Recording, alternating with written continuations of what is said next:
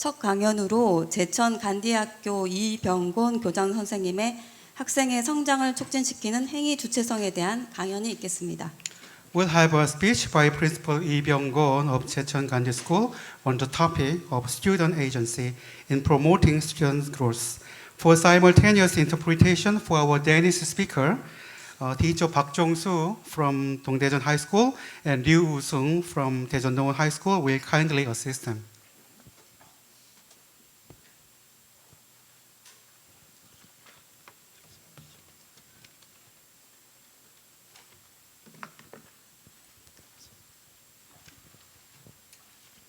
안녕하십니까. 반갑습니다.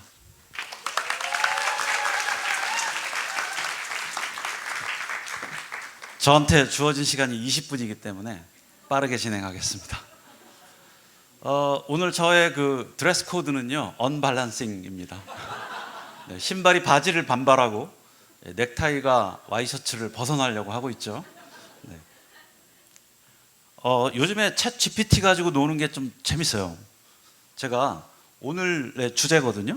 What is the decisive factors and elements that promote student growth? 이렇게 한번 발음 좋죠? 입력을 해봤어요. 도대체 이 녀석이 뭐라고 하는지. 그랬더니요, 짠!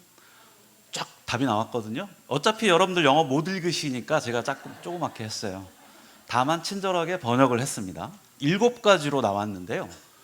교육의 질, 학습을 지지하는 환경, 효과적인 교수법 실행, 또 개인별, 그러니까 퍼스널 인스트럭션이죠. 개인별 지도, 학부모와 지역사회의 참여, 높은 기대 수준, 개인적인 동기와 노력으로 딱 떴습니다. 여러분들 이렇게 답할 수 있어요?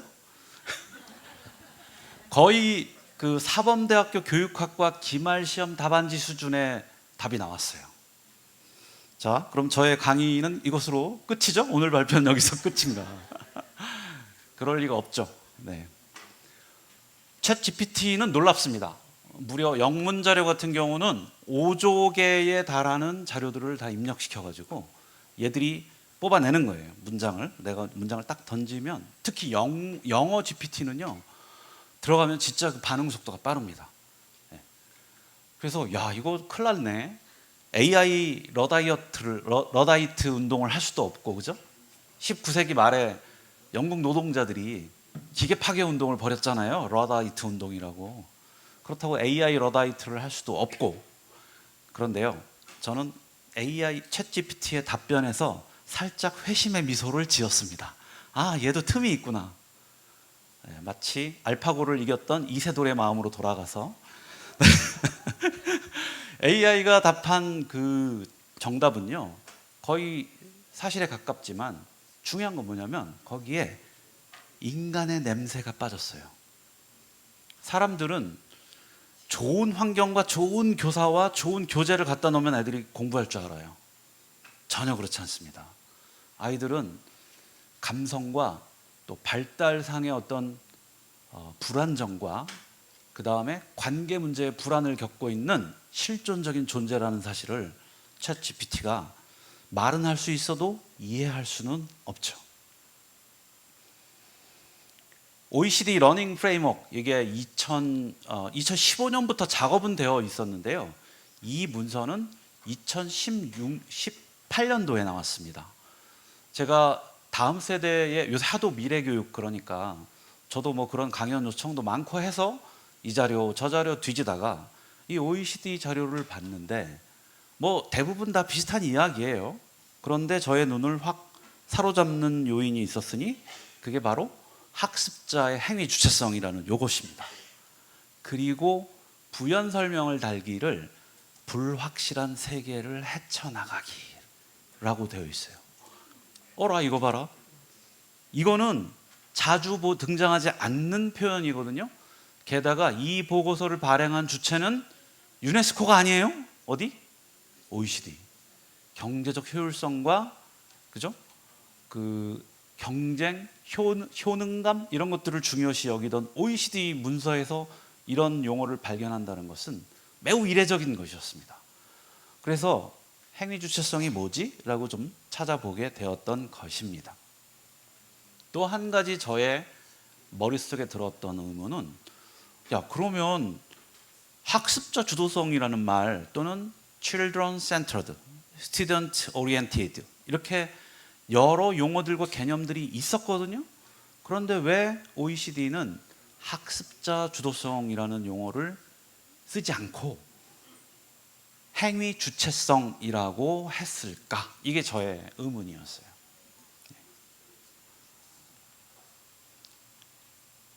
행위 주체성은 사회학에서 시작한 개념인데요. 인간의 사회적 행위란 어떤 구조적인 측면과 개인적인 측면이 어우러져서 드러난다라는 그런 이론의 바탕을 둔 것이죠. 어찌 보면 너무 당연하죠. 우리는 공기를 마셔야 호흡을 할 수 있고 밥을 먹어야 살 수 있다는 얘기예요. 그죠? 때로는 학자들이 하는 일들이 다 그래요. 너무나 당연한 일들을 너무나 복잡한 이론 체계로 설명을 하는데요. 그러나 이 행위 주체성의 교육적 가능성을 발견하는 일은 매우 저는 중요하다고 생각합니다. 이 비에스타라는 교수와 또 테더라는 그 두 분이 행위 주체성에 대해서 이미 오래전부터 탐구를 해왔어요. 비에스타 교수는 지금 스코틀랜드의 에든버러 대학의 교수이고요. 테더 교수는 마이클 테더인데요.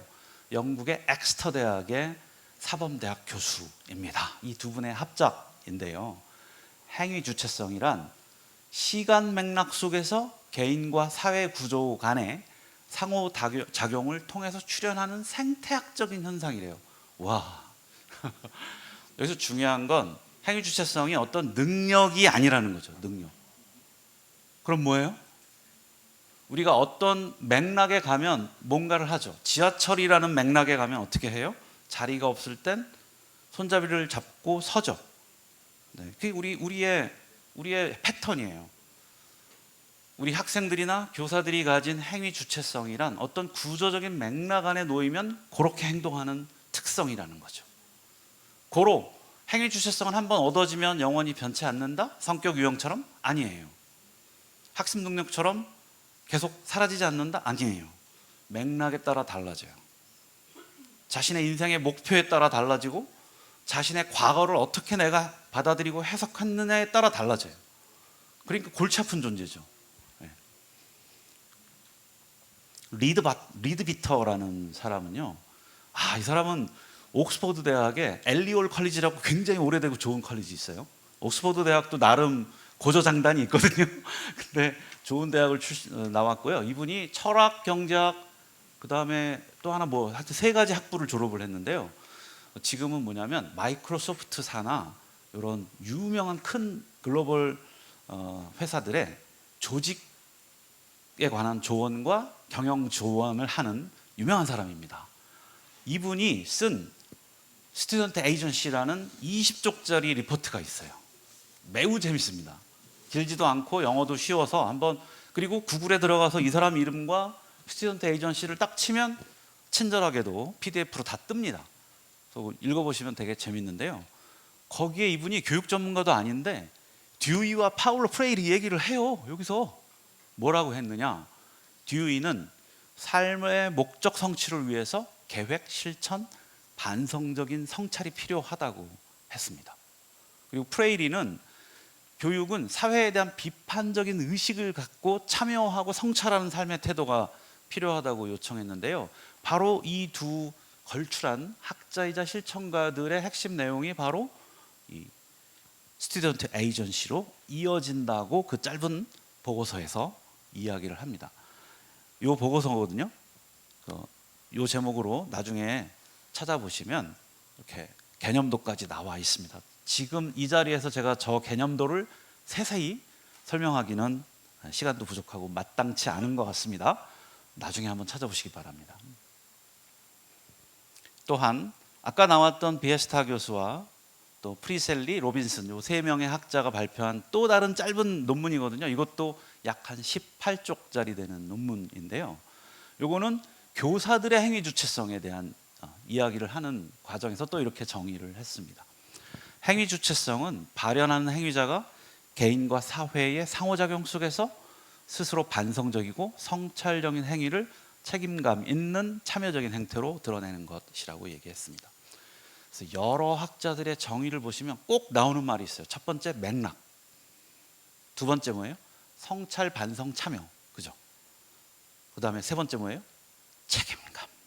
네, 책임감. 그러니까 네, 이것이 있어야 학습이 추동된다고 이제 얘기를 하는 것이죠. 그래서 종합을 하면 이렇고요. 이거를 세세히 제가 읽진 않겠습니다. 여러분 가지고 계신 자료에 있거든요. 그리고 이 비에스타 교수는 이따가 비에스타 교수에 대한 언급도 피터 선생님의 그 발표문에 있거든요. 이렇게 개념을 한 거예요. 혹시 여기 포인터가 뭐로 되죠? 포인터.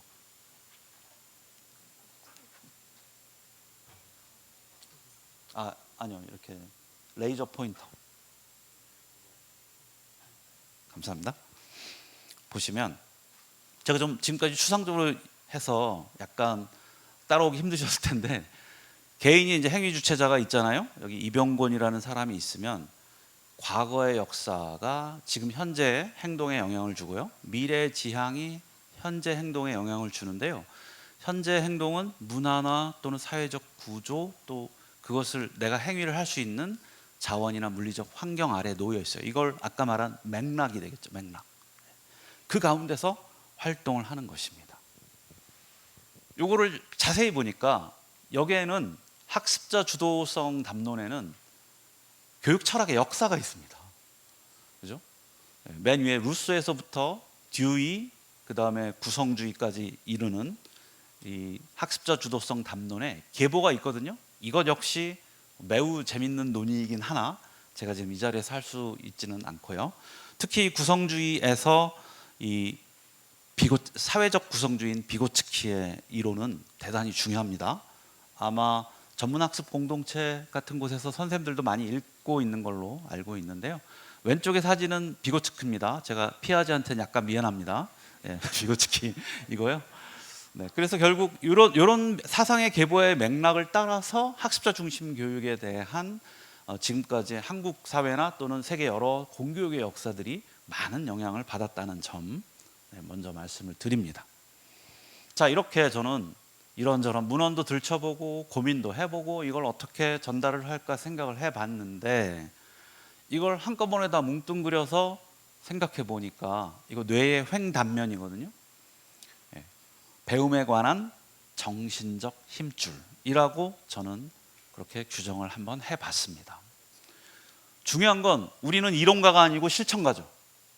그렇다면 어떠한 교육적인 맥락에 있더라도 그 누가 배움을 가지러 온다 하더라도 그 친구를 어떻게 배움을 지속시키고 배움에 흥미를 느끼며 삶과 배움을 연결시키도록 할 것인가라는 중요한 의제를 우리는 수행을 해야 되는 거죠. 어떻게 할 것인가? 이게 항상 우리의 발목을 잡습니다. 여기에서 교육 실천가의 상상력과 헌신 실천이 필요하다고 저는 생각이 듭니다.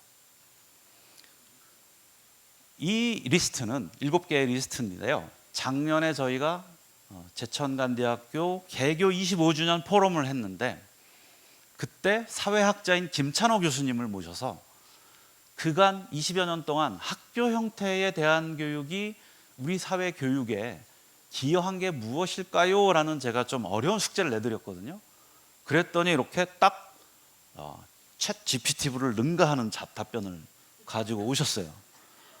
그동안 대한교육 현장에서는 학습자 개개인의 존재의 자각과 배움의 즐거움, 몸의 재발견, 또 자연과의 조우, 자기 형성의 시공간, 또 시민으로 성장하기 위한 그런 계기점, 그다음에 관계의 창조를 배웠다라고 지적을 해주셨는데요. 바로 이러한 7가지 요소가 뭘 구성하냐면, 아까 보신 도표 있죠? 학습자의 행위 주체성을 자극하고 또는 추진시키기 위한 맥락을 형성하는 요소들이에요. 그러니까 제 강의 제목이 뭐예요? 지금 학생의 성장에 결정적인 영향을 끼치는 요인이잖아요.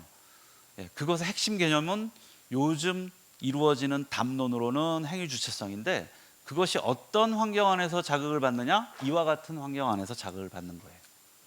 그러면 공교육이든 대안교육이든 따지지 않고 이것을 자극하기 위한 교육 환경과 교수법과 교사와 학생 사이의 관계는 어떻게 만들어낼 것인가를 고민해야 됩니다. 그거 잘하면 미래교육입니다. 미래교육이 스마트 교실 환경 구축하는 게 아니에요. 거기에 들이는 돈과 시간에 제발 10분의 1만 여기다 들여보세요. 그러면 우리 교육 정말로 달라집니다. 갑자기 만화가 튀어나와서 놀라셨죠?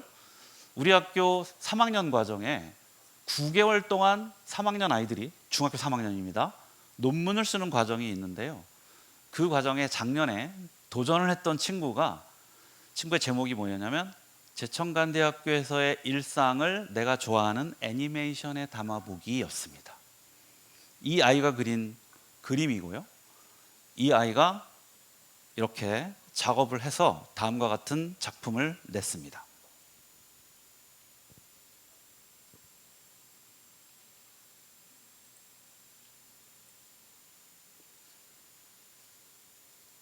가던 그곳 내게 한 번만 더 별을 따다가줘.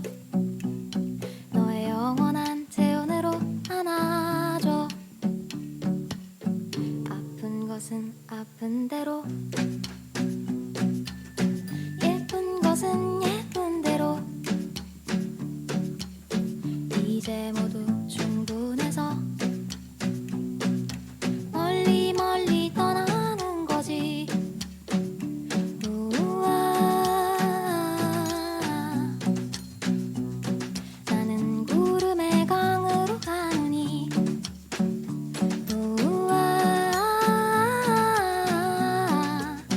못한 말은 햇살에 띄워주세요.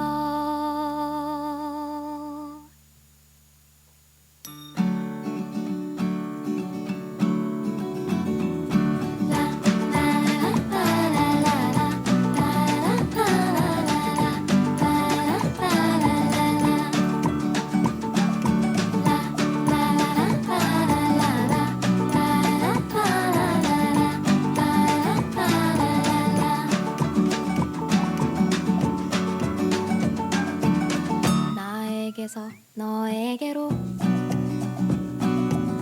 너로부터 나에게로. 애틋함이 그러해서 나 멀리. 네, 이거 끝까지 못 보여드려서 죄송합니다. 궁금하신 분은 제천간대학교 이예은 이렇게 유튜브에서 검색하시면 끝까지 풀 버전 4분 30초를 보실 수 있습니다. 네. 검색과 좋아요는 사랑입니다. 네, 예은인데요. 이 친구가 초등학교 1학년 때 제천시 덕산면 선고리 그 깡촌으로 아무 죄도 없는 이 아이가 엄마 아빠를 따라서 귀촌을 했어요. 저 경기 남부 쪽에 살고 있다가 아무것도 없죠. 그 인구 2,000명 남짓한 면 지역에 뭐가 있겠어요. 이 아이는 그 전학을 간 학교의 아이들로부터 인정을 받고 싶었어요. 그래서 일본 애니메이션 만화나 또 그냥 책으로 손으로 넘기는 만화 한 컷 한 컷을 그려서 애들한테 줬더니 너무 좋아하는 거예요. 인정받고 싶다는 욕구에 만화에 굉장히 많은 관심을 갖게 되었고, 그 지브리, 일본의 지브리 그 소속사의 영화들 되게 좋잖아요. 그걸 열심히 시청을 했습니다.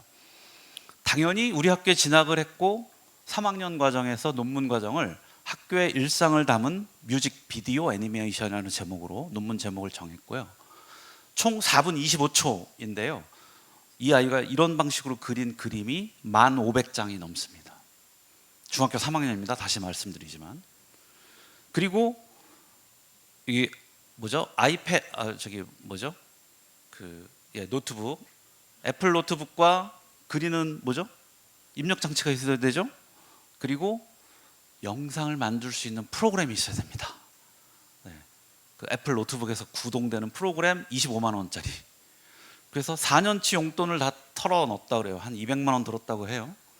그 다음에 영상을 어떻게 만들었냐? 유튜브에 새거 썼어요. 엄청 많아요, 유튜브에. 그거 보고 배우면 돼요 라고 하더라고요. 학교는 일종의 이 아이의 프로젝트를 위한 정거장이었고 그 다음에 플랫폼이었죠. 논문은 모든 논문 쓰는 작성자는 지도교사가 있고 또 미술교사의 코칭도 받았습니다.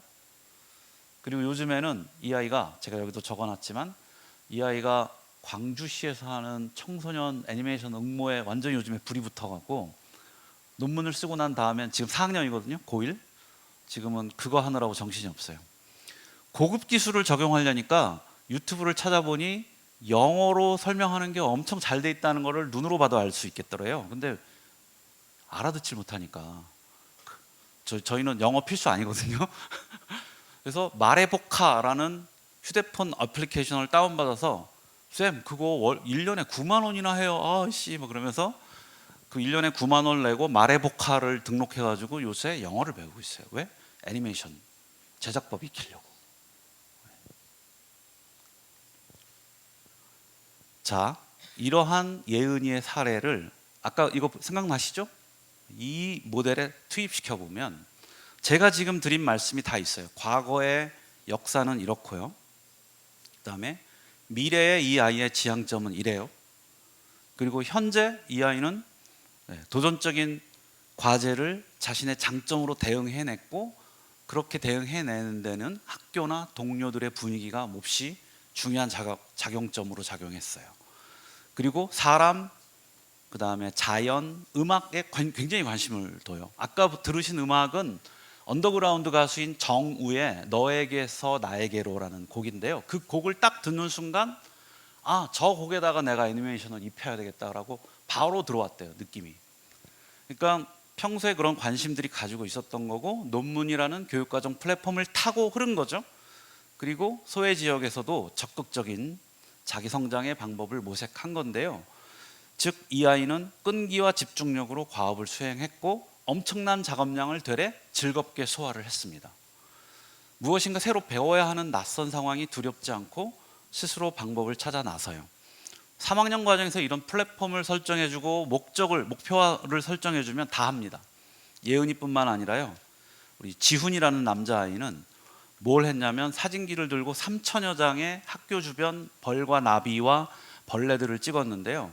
제목이 거미와 나비와 덕산이에요. 덕산면인데요. 약 120여 종의 이 동물들을 찍어가지고 분류를 7가지로 분류를 했습니다.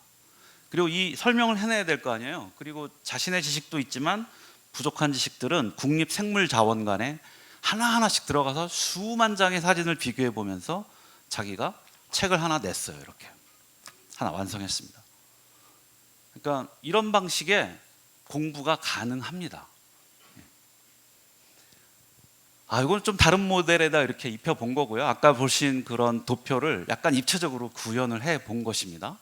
이렇게 해서 생애학적인 맥락에서 학습자 주도성이 생겨나고 이러한 환경들을 잘 조성해 주면 총체적인 잘 살기가 되는 거죠.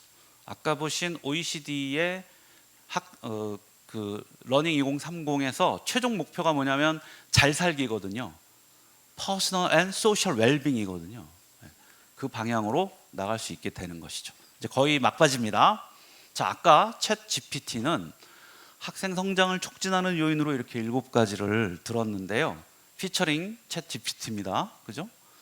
그러나 저는 피처링 이병곤 아이고 학생을 폭풍 성장시키고 배움에서 행위 주체자가 되도록 하는 요인은 일단 자신을 표현할 수 있고 분석할 수 있는 언어입니다. 언어. 영상 언어가 되었건 사진이 되었건 또는 문자 언어가 되었건 상관없습니다.